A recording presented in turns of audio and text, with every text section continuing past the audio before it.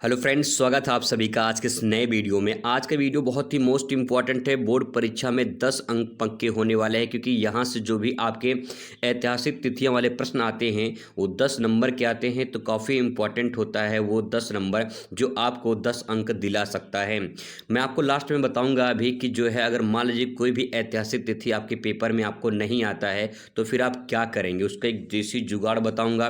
पहले आप यहाँ पे कोशिश करें कि आपका जो है यहाँ पे कम से कम 10 ऐतिहासिक तिथियाँ जो है वो आ जाए। सबसे पहले यहाँ पे प्रीवियस ईयर पेपर के आधार पे मैं सारे वो तिथियाँ आपको करा दूंगा जो पिछले सालों में पूछे गए हैं। जैसे यहाँ पे 2025 का देख पाएंगे, इस सेट नंबर है और यहाँ पे कुछ इस प्रकार से तिथियाँ पूछी गई थी और इनमें कौन कौन सी घटना घटी थी ये आपको बताना है। इसके बाद जो है आपको यहाँ पे 2025 का दूसरा सेट जो मिल जाएगा वो आप यहाँ पे देख सकते हैं। फिर इसके बाद यहाँ पे नीचे आएंगे तो आपको यहाँ पे 2025 का तीसरा सेट मिल जाएगा।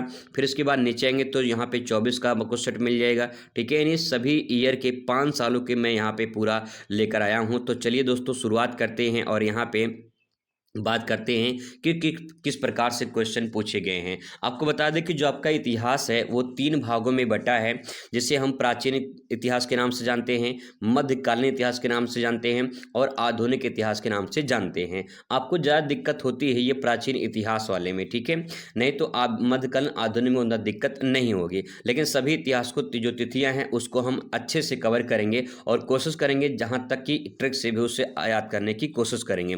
तो चलिए शुरुआत करते हैं। बहुत इंपॉर्टेंट वीडियो होने वाला है। सबसे पहले यहाँ पे हम लोग बात करेंगे कि कौन कौन सी घटनाएं घटी थी। तो यहाँ पे आपके सामने 2025 का पहला सेट है और वर्ष यहाँ पे दिया गया है। यहाँ पे कौन सी घटना घटी थी वो आपको देखने को मिल जाएगा। आपको बता दें कि सबसे ज़्यादा पूछा जाने वाला जो इम्पोर्टेंट है मैं वहाँ पे इम्पोर्टेंट लिख दूंगा। आप उसे एक बार ज़रूर से ज़रूर तैयार कर लें। अगर आप उसे तैयार कर लेते हैं तो वहाँ से आपके पेपर में क्वेश्चन ज़रूर से ज़रूर आएंगे, क्योंकि क्वेश्चन हर साल रिपीट होते हैं, आप ध्यान रखिएगा। ठीक है, अब यहाँ पे 185 ईसा पूर्व में क्या हुआ था, तो घटना में आप देख सकते हैं कि शुंग वंश की स्थापना हुई थी। ठीक है, यहाँ पे डिटेल में इसके बारे में आपको देखने को मिल जाएगा। शुंग वंश की स्थापना हुई थी, आपको एक ही लिखना है। ठीक है, पुष्पमित्र शुंग ने अंतिम मौर्य सम्राट बृहद्रथ की हत्या कर मौर्य साम्राज्य का अंत कर दिया था। तो आप यहाँ पे एक लाइन में आप लिख सकते हैं, चाहे आप लिखिए कि शुंग वंश की स्थापना हुई थी, ठीक है, पहला पॉइंट। दूसरा, या फिर मौर्य साम्राज्य का पतन लिख सकते हैं, जो आपको उचित लगे। ठीक है, 185 में क्या हुआ था, 185 ईसा पूर्व में मौर्य साम्राज्य का पतन हो गया, ये आप यहाँ पे सेंटेंस लिख सकते हैं। ठीक है, एक लाइन में, या तो शुंग वंश की स्थापना हुई थी, दोनों में से कोई आप एक लिख सकते हैं। आगे इसमें जो सबसे भैया सबसे ज्यादा मोस्ट इंपॉर्टेंट है, इसको आप ध्यान रखिएगा, सबसे ज्यादा मोस्ट इंपॉर्टेंट 78 ईस्वी में 7 और 8 लगातार है। देखिए 7 और 8 में क्या हुआ था, 7-8 में आपका हुआ था कनिष्क का राज्यारोहण हुआ था। ठीक है, तो कनिष्क से जुड़ा हुआ है, तो आप यहाँ पे कह सकते हैं कि यह शक संवत की शुरुआत हुई थी या फिर जो है कनिष्क का राज्यारोहण हुआ था, ऐसे भी आप कह सकते हैं कनिष्क का राज्यारोहण। तो इस प्रकार से आप यहाँ पे ले सकते हैं कि कनिष्क का जो है राज्यारोहण हुआ था, इस प्रकार से। ठीक है, तो यहाँ पे ये सेंटेंस आप 78 वाला ध्यान रखेंगे, ये बहुत ही इंपॉर्टेंट है। 7-8 में कनिष्क का राज्यारोहण हुआ था। ठीक है, अगला यहाँ पे आता है, नेक्स्ट पॉइंट है 1784। 1784 ईस्वी में क्या हुआ था, अब यहाँ पे ईस्वी आ चुका है, अभी ईसा पूर्व था। ठीक है, अब यहाँ पे एशियाटिक सोसाइटी के बारे में लिखेंगे कि 1784 में एशियाटिक सोसाइटी की स्थापना हुई थी। इसके बारे में थोड़ा और जान लेते कि सर विलियम जोन्स द्वारा कलकत्ता में इसकी स्थापना की गई थी। तो आपको इतना डिटेल में नहीं लिखना है, बस आपको बस इतना ध्यान में रखना है कि एशियाटिक सोसाइटी की स्थापना 1784 में की गई थी। आगे यहाँ पे है क्वेश्चन नंबर नेक्स्ट है कि 1526, इसको आप हाईलाइट करिए, मोस्ट इंपॉर्टेंट पॉइंट में डालिए इसको। 1526 में पानीपत का प्रथम युद्ध जो है 1526 में हुआ था। बाबर इब्राहिम लोदी के बीच में जो है ये प्रथम युद्ध हुआ था पानीपत का, और लोदी को हरा कर मुगल स्थापना जो है इसकी रखी गई थी, इब्राहिम लोदी जो है इसमें हार गया था। ठीक है, अब यहाँ 1526 में है, तो इसके बाद जो है आपका दूसरा आता है 1556 में। 1556 में जो है ये पानीपत का दूसरा युद्ध होता है। फिर 1761 में, इसको भी ध्यान रखेंगे, पानीपत का तीसरा युद्ध होता है। फिर यहाँ पे ये जो आपका डेट है 3, ये ध्यान रखेंगे, पानीपत का प्रथम युद्ध, पानीपत का दूसरा युद्ध, पानीपत का तीसरा युद्ध, तीनों में से कोई एक पेपर में तो आ ही जाएगा आपके, इसको ध्यान रखेंगे, काफ़ी इंपॉर्टेंट है तीनों। इसके बाद आता है नेक्स्ट 1801 में क्या हुआ था। 1801 में जो हुआ था अवध का कुछ भाग जो है अंग्रेजों द्वारा अधिकृत यानी कब्जा कर लिया गया था लॉर्ड वेलंजली की नीति के द्वारा। लॉर्ड वेलंजली ने जो है हड़प नीति जो है एक प्रकार से एक नीति बनाई थी सहायक संधि के रूप में, जिसके जो है यहाँ पे 1801 में अवध के कुछ भागों को कब्जा किया गया था। तो इस प्रकार से इसके बारे में ले सकते हैं। फिर आता सबसे मोस्ट इंपॉर्टेंट 1919 जलियांवाला बाग हत्याकांड। आप सभी को पता होगा जलियांवाला बाग हत्याकांड के बारे में 1919, और 1919 में रॉलेट एक्ट भी आया था, तो आप इसे भी ले सकते हैं रॉलेट एक्ट के बारे में। एक ही लिखना है, एक ही आप लिखेंगे।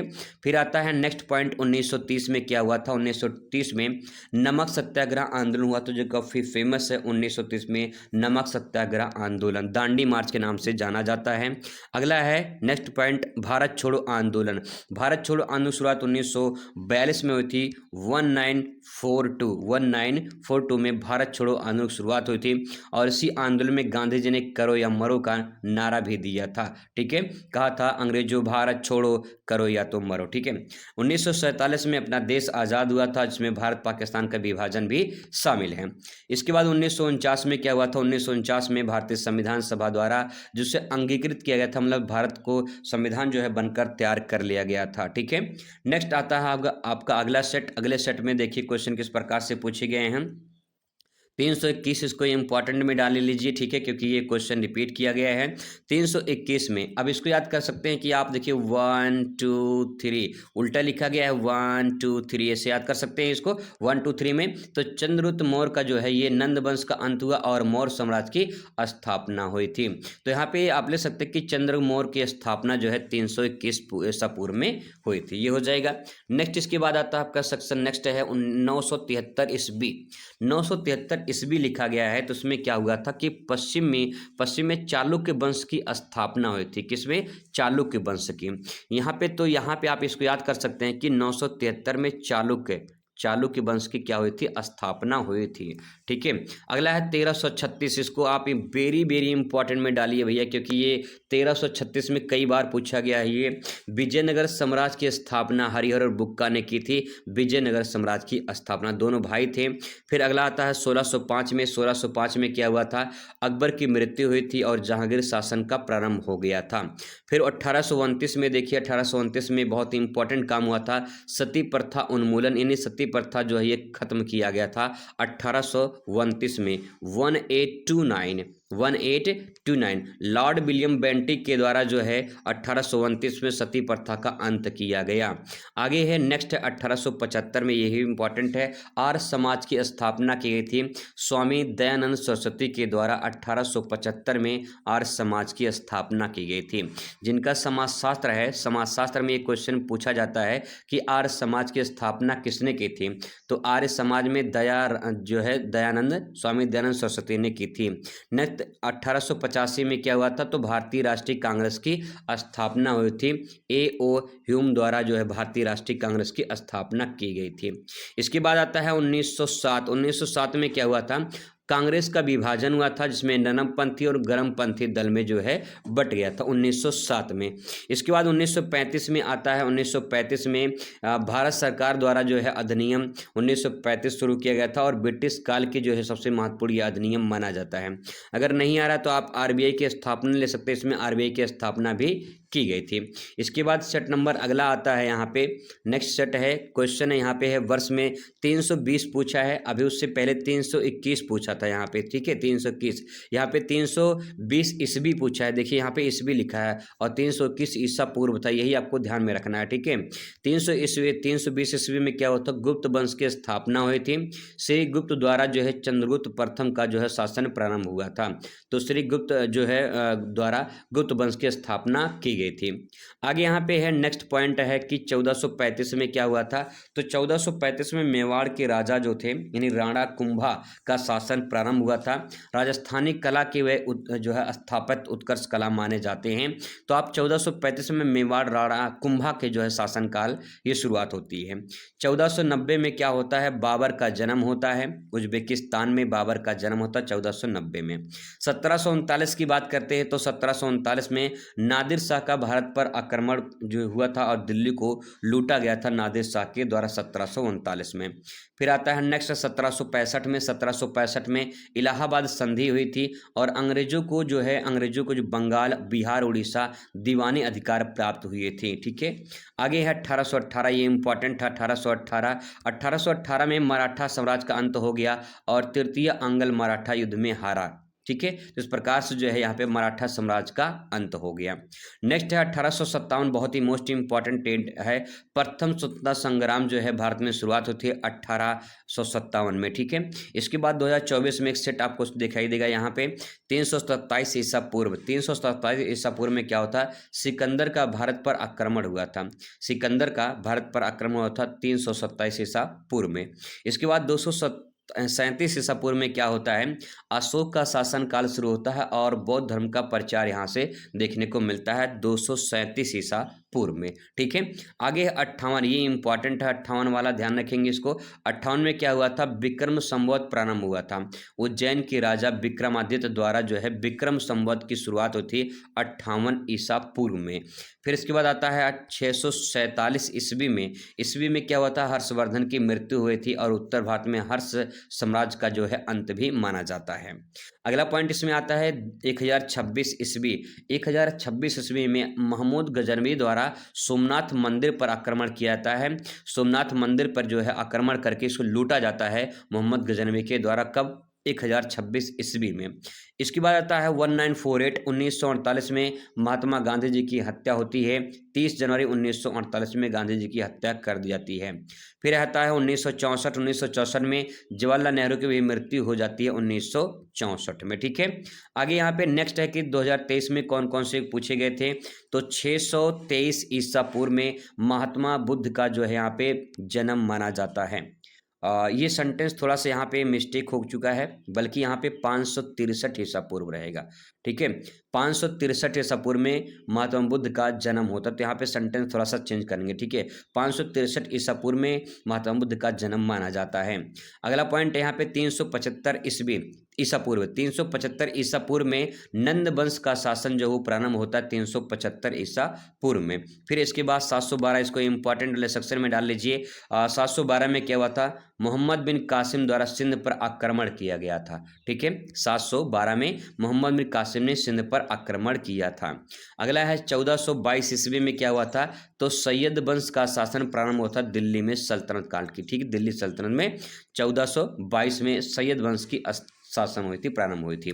फिर आता है नेक्स्ट 1556 में पानीपत का दूसरा युद्ध अकबर और हेमू के बीच में होता है। अकबर ने हेमू को हरा दिया था।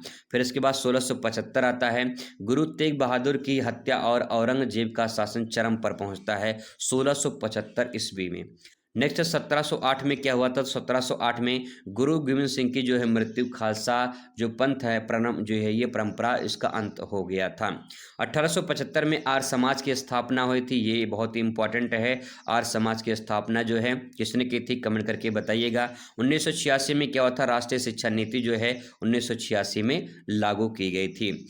फिर 2023 का अगला सेट आता है और इसमें क्वेश्चन पूछा गया है 1773 रेगुलेटिंग एक्ट पूछा गया है। रेगुलेटिंग जो एक्ट है ये अंग्रेजों द्वारा पारित किया गया था 1773 में। ये बहुविकल्पी में क्वेश्चन पूछा जा सकता है। ठीक है, फिर आता है सेक्शन बहुत ही मोस्ट इंपॉर्टेंट है ये 1917 में। 1917 में चंपारण सत्याग्रह आंदोलन होता है और भारत के पहला सत्याग्रह आंदोलन गांधी जी के द्वारा किया जाता है।